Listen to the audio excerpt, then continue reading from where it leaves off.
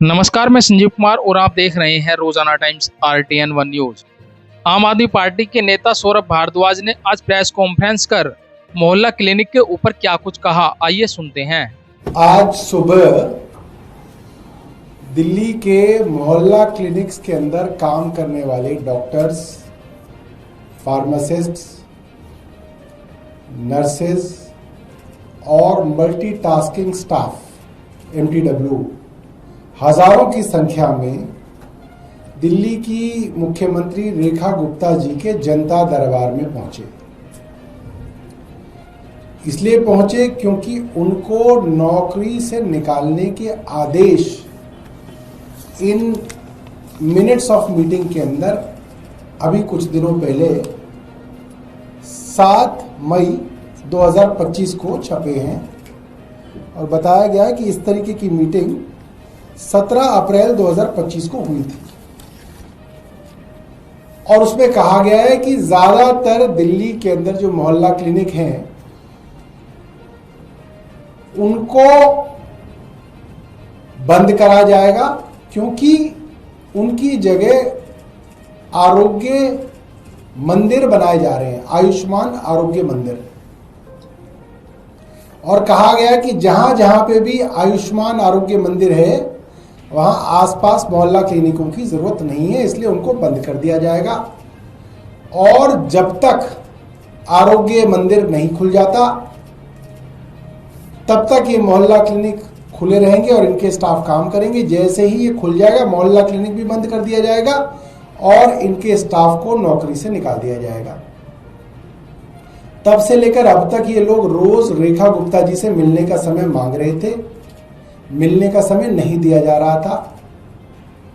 इसलिए अंततः हजारों की संख्या में आज मोहल्ला क्लिनिक का स्टाफ उनके जनता दरबार में ही पहुंच गया।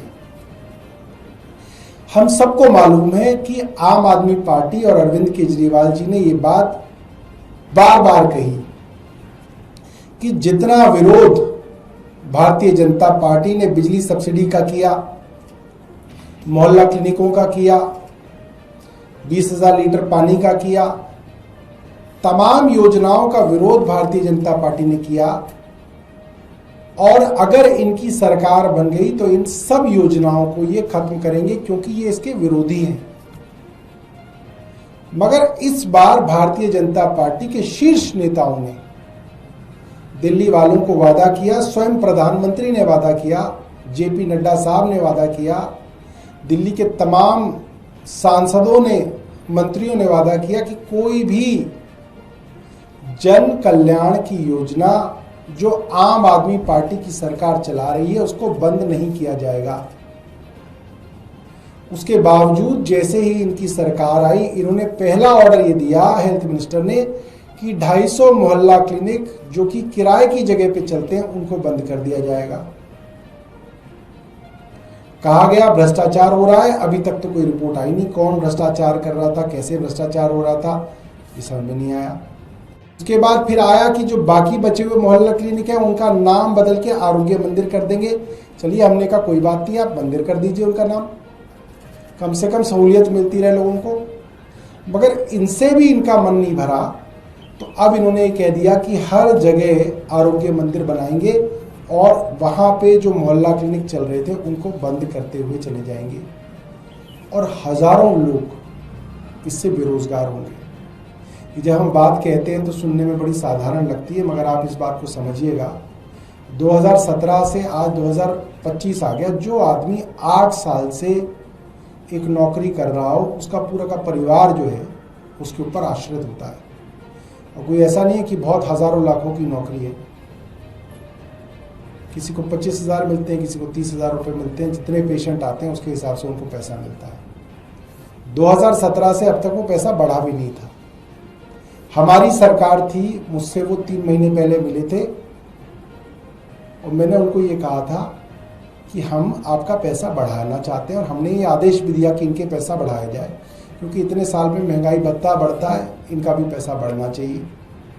और मैंने उस समय भी ये कहा था, जितने भी उस वक्त मोहल्ला क्लिनिक के लोग थे वो मेरे से आए थे मिलने, कि आज तो आप हड़ताल भी कर लेते और हड़ताल करने के बाद मंत्री आपको बुला लेते हैं और आपको कैबिन में बुला के मिलते हैं।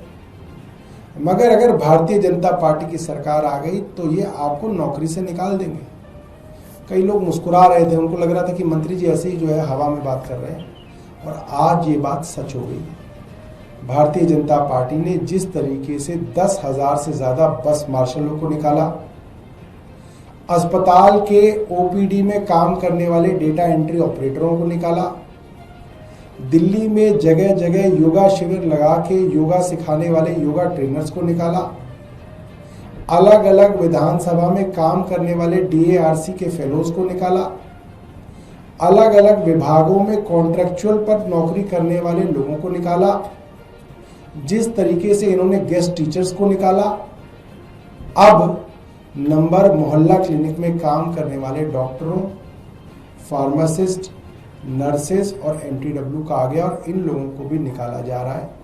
ये बहुत शर्म की बात है कि एक अरविंद केजरीवाल की सरकार थी जो गरीब लोगों को नौकरी दे रही थी, उनके घर का रोजगार चलता था, और आज भारतीय जनता पार्टी की एक ऐसी निर्दयी सरकार है जिसको इससे कोई फर्क नहीं पड़ता कि आप किसी को नौकरी से निकाल देंगे, उसका घर कैसे चलेगा, उसका परिवार कैसे चलेगा। सिर्फ एक राजनीतिक द्वेष की भावना से तमाम जो है सुविधाएं बंद की जा रही है। ऊपर से जो लोग उन मोहल्ला क्लिनिकों के अंदर रोज आते थे, वहाँ पे मुफ्त में जो है इलाज कराते थे, मुफ्त उनकी दवा मिलती थी, मुफ्त में उनके टेस्ट किए जाते थे, उन सुविधाओं को भी भारतीय जनता पार्टी बंद करने जा रही है, और ये काफ़ी जो है दुख की बात है।